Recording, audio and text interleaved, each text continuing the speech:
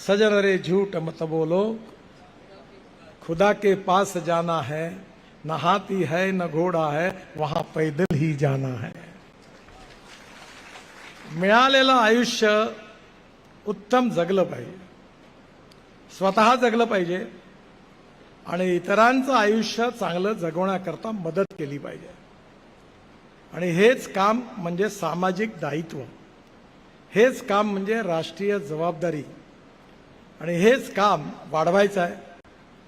खरं म्हणजे मी प्रेरणा स्तोत्र वगैरे काही नाही आहे, आजकाल मी काही जास्त काम करू शकत नाही। ज्यावेळी करू शकलो तेव्हा आता मी पण कामातून माझं पार्टिसिपेट कमी झालं। मी सगळ्यांना सांगितलं तर नवीन नवीन पिढीच्या हातात काम दिलं पाहिजे। नवीन लोक आलेत, जुने त्यांना मार्गदर्शन करतात आहेत आणि हळूहळू पुन्हा काम वाढतं आहे आणि वाढलेल्या कामामध्ये आता अजून जास्त वाढतं आहे आणि एक दिवस हे काम एवढं वाढेल की महाराष्ट्रातल्या एकही आदिवासी गावामध्ये अंधार राहणार नाही, तिथे विकासाचा प्रकाश निर्माण होईल।